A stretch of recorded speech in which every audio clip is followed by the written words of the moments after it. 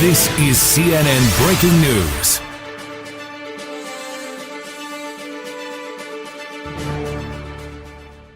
Breaking news, coming to you from the capital of the United States, Washington, D.C. The Capitol building is under attack. A mob of 2,500 supporters of President Donald J. Trump have overwhelmed the Capitol Police and have entered the Capitol building. At this time, the motivation of the red-hatted intruders is unclear. So we turn to our chief political correspondent and author of As I Lay Dying, William Faulkner, who is currently being interviewed by one of our team members on the ground. Hey guys, thanks for having me on the show.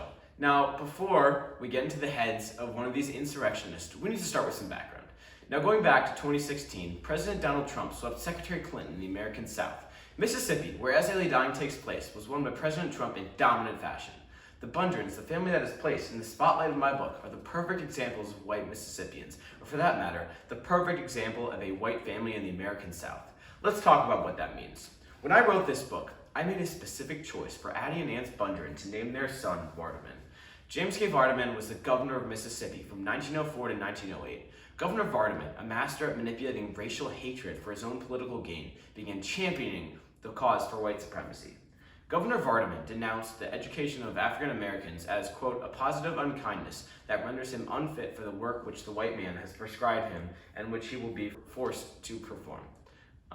On the nature of African Americans, he publicly stated that they were, quote, lazy, lying, lustful animals, which no amount of training can transform into a tolerable citizen. At the time, his sentiments were well received in many segments of the white community.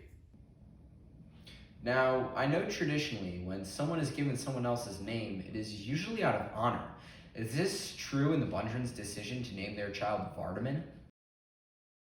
It absolutely is. By naming their child after a blatantly racist politician, the Bundrins are endorsing white supremacy. Furthermore, using what we've previously established, I say this is a common stance across the American South in 1928. These people value their white supremacy. I would be quite confident to say your take on the American South is still applicable, almost 100 years later. President Trump is no stranger to white supremacy in the South. In August of 2017, in Charlottesville, Virginia, white supremacists held a rally to which President Trump said, quote, there were good people on both sides. By not condemning these actions of these racist Southerners, Trump suggests that the promotion of whiteness is acceptable behavior. I'd like to shift away from the setting and move towards the specific people who are storming the Capitol as we speak. Of course. First, let's look at Ance Bundrin. Ance is a great example of everything a Trump voter embodies. As I Lay Dying takes place in 1928, in the midst of an economic depression. Following the passing of the 13th Amendment in 1865, Southerners, like Ance and his family, were forced to move away from slave labor, causing a financial crisis in Mississippi. With an ensuing financial crisis, white power is slipping. Quite possibly, Ance is the first generation in his family to not own slaves. While slave labor fueled the money in Ance's parents' pockets, with no slaves, this money quickly evaporated. This concept goes beyond Ance, and the overarching result in the South was a declining white economy. This is reinforced by Cora, a poor white baker. Cora's enterprise of selling cakes is clearly a failure. She comically interprets her quote-unquote miscue as a success. Quote, I can tell him that anybody is likely to make a miscue, but it's not all of them that can get out of it without loss. I can tell him. It's not everybody that can eat their mistakes. I can tell him, unquote. Cora's interpretation of losing money being viewed as a success suggests that the greater white economy is bleeding. People like Ance frantically search for power in a desperate effort to maintain his feeling of control. In this situation, Ance attempts to control his family, like how the generations before him controlled slaves. This need for power transformed Ance into a modern-day slave master over his family. A perfect example of this is when Ance tells Jewel not to bring his horse along with them to Jefferson. Quote, I told him not to bring that horse. It wouldn't look right. This horse is the only thing Jewel has independently earned in his life, and Ance despises it, as he does not want Jewel to become independent. While having a horse would likely be a great help in their journey, Ance prioritizes keeping Jewel under his control, as the horse is a symbol of his independence. This concept of the Bundrin children being slaves to Ance is confirmed at the end of the novel. Vardaman, the child, not the governor, says to his brother Cash that his, quote, foot looks like a foot. The 8-year-old Vardaman repeats himself, telling his other brother Jewel that his, quote, back looks like a. The word has a loaded history, as it is what slave masters used to call their slaves. By stating that the children's bodies are turning into those of it reinforces the notion that the Bundrant children are slaves and Ants is their master. This economic crisis you speak of reminds me of the similar rhetoric used by President Trump. Much like Mississippi in 1928, America in 2016 was undergoing massive change. America had elected its first African-American president and was on the verge of electing a candidate that vowed to continue creating diversity in the people who hold power. Trump served as a symbol that would, quote, drain the swamp of radical change and restore the, quote, law and order.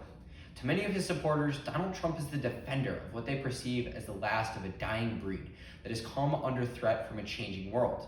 To touch more on the economic crisis in Mississippi, when campaigning in 2016, Trump said, quote, "It's a global power structure that is responsible for the economic decisions that have robbed our working class, stripped our country of its wealth, and put that money into the pockets of a handful of large corporations and political entities."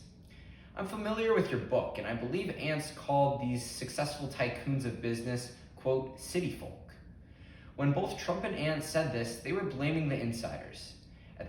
At the time, these insiders happened to be the first African-American president, Barack Obama.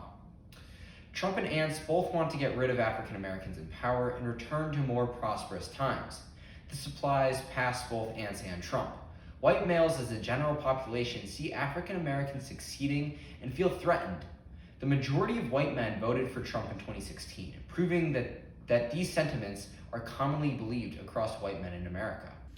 Before I leave, I'd like to add to Max's words by looking at an essay published by my good literary friend Toni Morrison. Morrison says, quote, "The sad plight of grown white men crouching beneath their better selves, to slaughter the innocent during traffic stops, to push black women's faces into the dirt, to handcuff black children.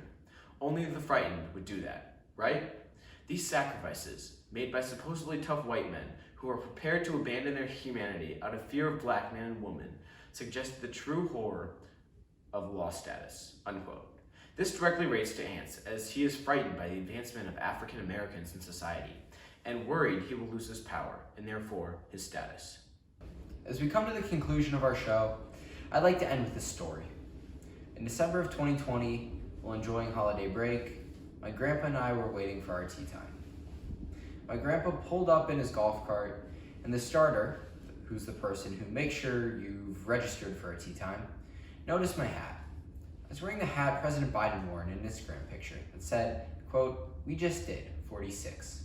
I enjoy wearing it in Florida, especially in my grandparents' gated community, as I think it's fun to instigate racist 80-year-olds.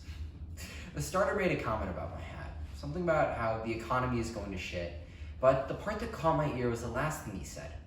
He said the Democrats are going to make us lose all our power. It took me until the second tee to understand what he was talking about, but then it hit me. He was talking about white people losing their power, or as Mr. Faulkner and Ms. Morrison put it, he was horrified at the prospect of losing his status. For those of you who may have missed it, Mr. Faulkner is observing white people grasping at straws when it comes to status and power. As Mr. Faulkner said earlier, this is best shown by his character Ants, whose slave master-like behavior towards his own kin are a desperate attempt to retain his power. This concept still holds water today, as President Trump confirms this is still going on through his rhetoric and actions. This fear of replacement is what drove people to vote for President Trump in 2016. And that same fear is what's causing people to storm the Capitol as we speak. Thank you, and good night.